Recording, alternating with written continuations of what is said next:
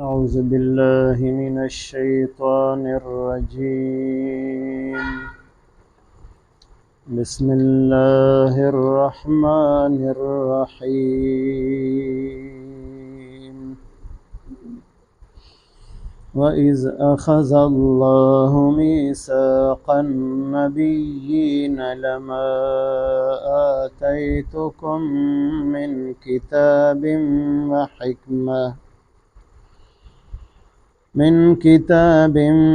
وحكمة ثم جاءكم رسول مصدق لما معكم لتؤمنن به ولتنصرنه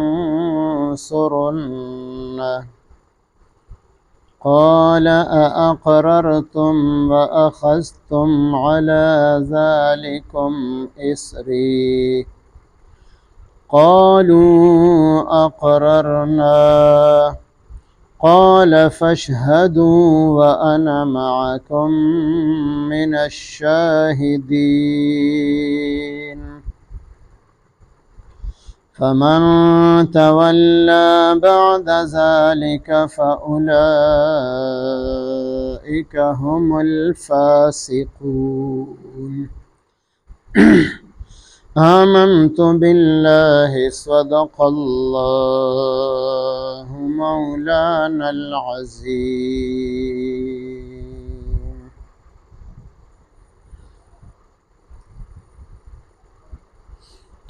دې آیاتونو مبارکو کې الله پاک د ټولو انبیاء علیهم السلام نه یو عهد اخسته و وعده تینا اخسته و د هر یو پیغمبر نه الله پاک وعده اخسته و چې ستا نه وروستو بل پیغمبر دنیا ته راشي او ته د هغه په زمانه کې موجود یې نو ته به په هغه باندې ایمان هم راوړې او د هغه سره به مدد هم کې. په دې دوو خبرو باندې الله پاک د ټولو پیغمبرانو نه میثاق او وعده اخیستې وه. بیا په دې کې مفسرینو دوه خبرې نقل کړې دي. یو خبره دا نقل کړې ده چې کله الله پاک د حضرت آدم علیه السلام د پشت مبارک نه د هغه ټول اولاد را بهر کو چې تر قیامته پورې څومره بچي د آدم علیه السلام پیدا کېدونکي او دا د دې وړو وړو سرو میږو په شکل باندې په ځمکه باندې الله پاک خواره کړل او بیا د دین الله پاک وعده واخیستله دا د دې ټولو انسانانو روحونو د روحونو نه الله پاک په عالم ارواح کې په عالم میثاق کې یو وعده واخیستله او هغه وعده دا وه الست بربکم آیا زه ستاسو رب نه یم قالوا بلا ټول روحونو وویل او ته زمونږ رب یې یعنې زمونږ د ټولو روحونو د الله پاک سره دا وعده کړې ده چې ته زمونږ رب یې ستا حکمونه به منو. نو الله پاک دې ټولو روحونو ته وفرمایل چې دا وعده ده ټولو ویل او وعده ده. بیا الله پاک وفرمایل د دې وعدې د یاد دهانۍ دپاره به تاسو ته پیغمبران علیهم السلام دنیا ته درلیږم او زما دا وعده به تاسو ته یادی.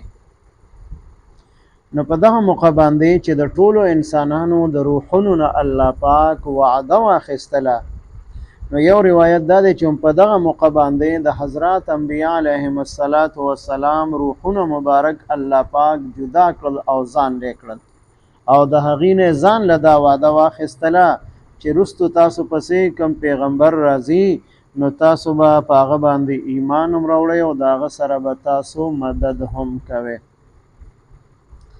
دویم روایت دا دی چې دا پیغمبران الله پاک دنیا ته راولېږل یو پیغمبر براتو د هر یو پیغمبر نه به الله پاک دغه میثاق او وعده اخیستله. آدم علیه السلام لومبنی پیغمبر دی چې الله دنیا ته راولیږو، د هغه نه هم الله پاک دا وعده واخیستله. بیا دغه شان درجه په درجه څومره انبیا علیهم السلام تر حضرت عیسی علیه السلام پورې د ټولو پیغمبرانو نه الله پاک دغه وعده په دنیا کې واخیستله چې ستاسو نه وروسته کوم یو پیغمبر دنیا ته راځي نو تاسو به په هغه باندې ایمان هم راوړئ او د هغه سره به تاسو مدد هم کوئ. حضرت عیسی علیه السلام نه هم الله پاک دا وعده اخیستې وه. نو الله پاک هغه اسمان ته ژوندی وخیجو او قیامت ته نږدې به راکوزیږي. نو په نبی علیه السلام به ایمان هم راوړي، د امتی په حیثیت به دنیا ته راځي. پیغمبري خپله بحال د هغه ختمه نه ده، د امتی په حیثیت به راځي، ایمان به راوړي او د دین اسلام سره به مدد کوي. او کله چې امام مهدي صاحب رحمه الله پاک پیدا کی نو د سحر د مونځ وخت به او دی به مونځ ته مخکې شوي، تکبیر به شوي. په داسې وخت کې به الله پاک حضرت عیسی علیه السلام د دمشق په مشرقي سپینه مناره باندې راکوز کی. نو د خلقو به هغه طرف ته خیال شي، نو ټول خلق به آواز وکړي نزل عیسی علیه السلام، نزل عیسی علیه السلام. فرشتې به راکوز کی په دغه مشرقي مناره باندې. نو حضرت امام مهدي صاحب رحمه الله هغه به رستو کیږي چې عیسی علیه السلام درجه زمانه زیاته ده چې د امامتۍ مونځ ورکړي. نو هغه به ورته وي چې زما حیثیت د امتي دی، دا مونځ ته ورکړه. نو د حضرت امام مهدي صاحب رحمه الله په اقتدا کې بعد د سحر مونځ ادا کړي. د هغې نه وروسته بیا د امامتۍ مونځ چې کوم مونځونه راځي نو هغه به حضرت عیسی علیه السلام ادا کوي. او په دغه موقع باندې به حضرت عیسی علیه السلام د جهاد اعلان وکړي او دجال به پیدا شوي. دجال پسې بلال شي، لد یو مقام دی، په هغه ځای کې به دجال قتل کی. څومره یهودیان او عیسیان دي یا به اسلام قبلوي، ایمان به راوړي په نبی علیه السلام باندې، د حضرت عیسی علیه السلام په لاس مبارک و بیعت کوي. او که ایمان نه راوړي نو بیا به عیسی علیه السلام قتل کوي. د جزیې هغه حکم به منسوخ وګرځي، یا به اسلامي یا به قتل کېدلی. نو چې کوم یهودیان عیسیان ایمان نه راوړي نو هغه ټول به قتل کی. که دیوال شاته یو یهودي پټ شوی، دیوال به خبرې کوي زما شاته یهودي پناه اخیستې ده. عیسی علیه السلام او مسلمانان مجاهدین به قتل کوي. او که د یو ګټې شاته پناه اخیستې ده، که د یو ونې شاته پناه اخیستې ده، ګټه ونې به خبرې شروع کی چې راشه زما شاته یهودي عیسائی پناه اخیستې ده، نو هغه ټول به قتل کی. نو کوم وفد د نجران چې د نبی علیه السلام په خدمت کې حاضر شوی و، هغې یو خبره دا هم کړې وه چې ټیک د ستا پیغمبري شته دی، خو دا د بني اسرائیلو دپاره نه ده، ځکه بني اسرائیلو دپاره الله پاک خپل پیغمبران را لیږلي دي. نو نورو خلقو باندې به ستا تابعداري او ایمان لازم وي، خو په بني اسرائیلو باندې به لازم نه وي. نو په دغه موقع باندې الله پاک دا آیاتونه مبارک راولیږل. دغه یهودیان او عیسیان د نجران وفد هغې په دې خبره باندې پوه کړل چې د نبی علیه السلام راتلل د دې وعده خو ستاسو د پیغمبرانو نه الله پاک اخیستې وه. د موسی علیه السلام نه الله پاک وعده اخیستې وه، د عیسی علیه السلام نه الله پاک وعده اخیستې وه چې دغه پیغمبر زمانه تاسو ته میلو شي نو تاسو به ایمان راوړئ او د هغه سره به مدد کوئ. نو عیسی علیه السلام چې راکوز شي هغه به په نبی علیه السلام ایمان هم راوړي او د نبی علیه السلام د دین مدد به هم کوي. نو هغه یهودیانو او عیسیانو وفد باندې الله پاک رد وکړو چې ستاسو پیغمبرانو خدا اقرار کړی دی او تاسو د هغې نه انکار کوئ، تاسو ایمان نه راوړئ. تاسو له پکار دا و چې د خپلو مشرانو په اتباع کې په نبي علیه السلام هم ایمان راوړی وی او د هغه مددګار جوړ شوي وی.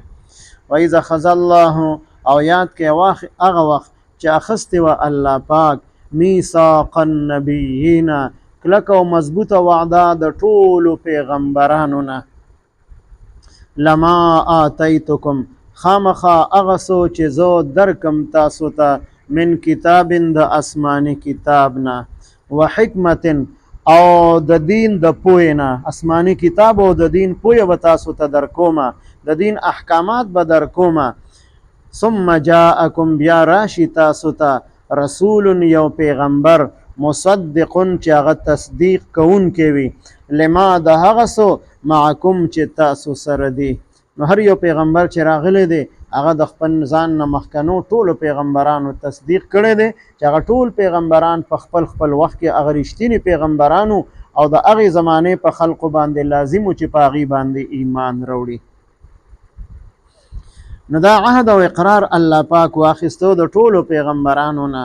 لتؤمنن به، لتؤمنن خامخا تاسو به ایمان راوړئ به په هغه پیغمبر باندې. د عیسی علیه السلام نه الله پاک دغه میثاق او اقرار اخیستی و، هغه به ایمان هم راوړي او مدد به هم کوي. ولتنصرنه، او خامخا تاسو به مدد کوئ د هغه پیغمبر سره. قال الله پاک ورته وفرمایل اقررتم، آیا تاسو اقرار وکړو دا خبرم قبول کړله، واخذتم او واخیستله تاسو علی ذالکم په دې خبره باندې اسری وعده زما. نو الله پاک وعده واخیستله چې تاسو به ایمان هم راوړئ او د هغه سره به د هغه پیغمبر سره چې ستاسو نه وروستو راشي د هغه سره به مدد هم کوئ. قال الله پاک ورته وفرمایل قالوا اقررنا، ټول وویل منګه اقرار کړی دی، دا وعده منګه قبوله کړې ده، کم یو پیغمبر زمونږ نه وروسته راشي موږ به په هغه باندې ایمان هم راوړو او د هغه سره به مدد هم کوو.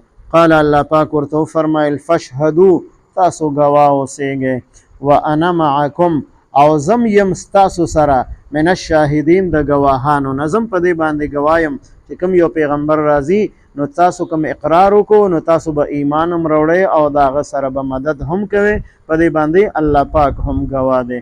فمن تولا، چا چې مخ واړو، بعد ذلک رستو د دینه، په هغه پیغمبر باندې ایمان را نه وړو، فاولئک، نو دغه کسان هم الفاسقون، هغې فاسقان دي، د الله پاک نافرمانه دي. نو ستاسو د پیغمبرانو نه الله پاک عهد او میثاق اخیستی و، نو تاسو باندې لازم دي چې تاسو په نبی علیه السلام ایمان راوړئ، د هغه سره مدد وکړئ، او که تاسو ایمان نه راوړئ مدد ورسره نه کوئ، د دې اقرار نه مخ اړوئ، نو ستاسو شمار به په فاسقانو کې او په دوزخیانو کې کیږي، تاسو به همیشه دپاره دوزخ کې داخلیږئ. وإذ أخذ الله، او یاد کې هغه وخت چې واخیستله الله پاک میثاق النبیین، کلکه وعده د ټولو پیغمبرانو نه، لما آتیتکم، خامخا هغه څه چې درکم تاسو ته، من کتاب، د آسماني کتاب نه، و حکمت، او د دین د احکاماتو پویه، ثم جاءکم، بیا راشي تاسو ته، رسول، یو پیغمبر، مصدقون چې تصدیق کوونکی وي، لما د هغه څه معکم چې تاسو سره دي، تاسو ته کوم کتابونه میلو شوي، کوم شریعت او قانون میلو شوی دی، نو وروستنی پیغمبر به د هغې تصدیق کوي. لتؤمنن به، خامخا تاسو به ایمان راوړئ په هغه باندې، ولتنصرنه، او خامخا تاسو به مدد کوئ د هغه سره. قال الله پاک وفرمایل ټولو پیغمبرانو ته اقررتم، آیا تاسو اقرار وکړو، دا خبرم قبوله کړله، واخذتم، او واخیستله تاسو، علی ذالکم، په دې خبره باندې اسری وعده زما.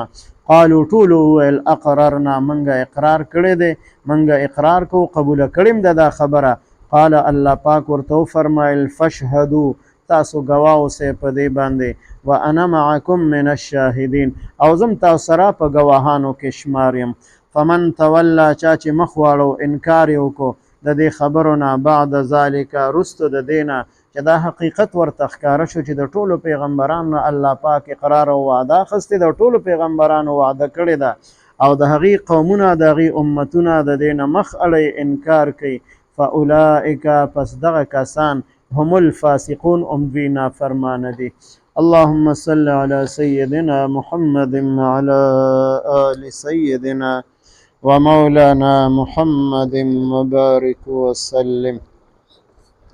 رب اجعلني مقيم الصلاة ومن ذريتي، ربنا وتقبل دعاء.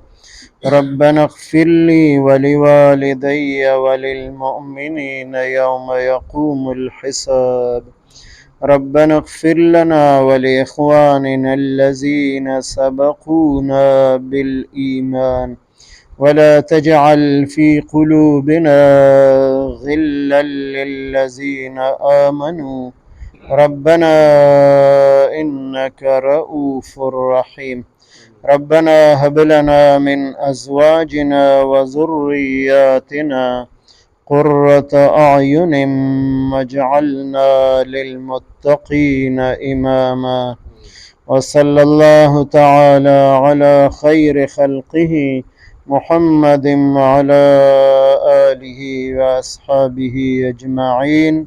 آمين برحمته.